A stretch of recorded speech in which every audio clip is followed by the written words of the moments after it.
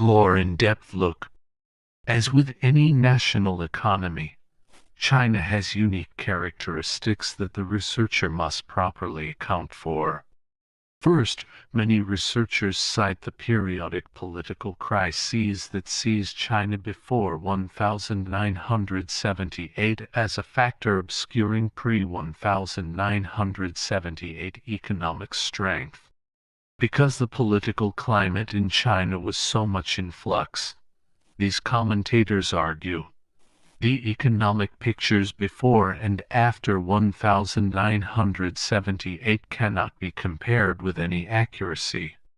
This proposition was evaluated by dropping from the analysis the 1958-70 subperiod, which encompasses the Great Leap Forward and the Cultural Revolution. The result is that pre-1978 productivity increased only modestly as a result, from 1.1 to 1.6%. Second, in the 1953-78 period, Chinese central planners invested heavily in the urban industrial sector and restricted migration from the country into the cities. Could the abandonment of this policy after 1978 itself explain the strong performance of the economy? Did these sectoral shifts drive growth? Or did productivity? In the event, although these sectoral shifts are important, they do not eliminate the independent rise in productivity associated with the reforms. Third, some commentators maintain that if the productivity growth was a one-time shot of adrenaline to the body economic, it is certainly not sustainable. In fact, productivity gains have been steady throughout 1979-94 and even increased during 1990-94. If the post-reform period is broken into three distinct phases, each associated with a different set of reforms, sizable productivity gains are evident in each subperiod. This indicates that the Chinese were able to carry over initial productivity gains to other parts of the economy. Finally, one can scrutinize the analysis for measurement problems.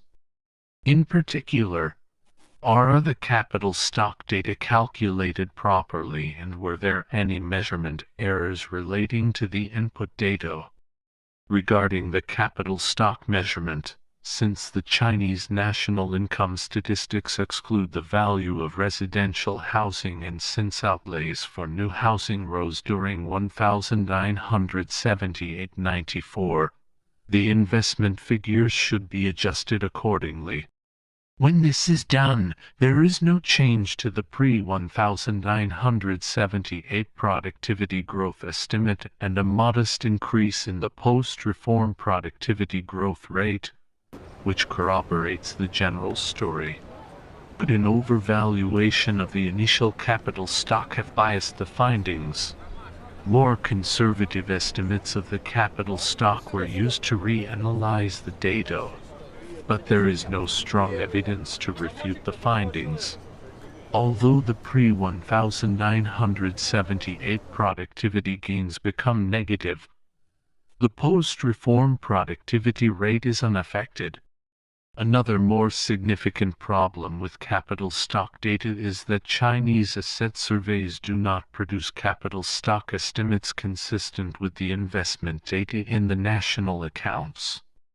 The difficulties of bridging this statistical gap are considerable. The analytical findings of this study were compared with those obtained by economists who had computed the data somewhat differently. On the productivity side, the studies differed in emphasis but not in essence. As a body, the available evidence corroborates productivity improvements as a significant source of post-1978 growth, even when divergent capital stock calculations are employed. The outside estimates of productivity growth vary from about 2% to nearly 4% for the 1979-94 period. Regarding other input data, a study was made of the potential for a differential bias that might overstate the post-reform growth relative to the pre-reform period. This problem might arise because centrally planned economies are prone to the over-reporting of output and the underestimating of prices. As it happens, although enterprise managers have traditionally tended to over-report output in an effort to meet production targets set by the government, the incentives to do so have probably declined in the reform era as managers have faced less strict state control. It is unlikely, therefore, that performance in the post-1978 era has been overstated relative to earlier eras. The underdeflating of nominal output could be a more serious source of bias. Piecemeal character of price reform with some sectors liberalized and others not means that selecting an appropriate deflator for the post-1978 period is difficult. Yet, the central planning period may also have seen an underdeflation of output, since repressed inflation was probably widespread, as manifested in shortages, black market trading, and long waits for certain goods. Thus, a measurement problem, while real, probably does not much alter the basic conclusion about substantial productivity gains after 1978.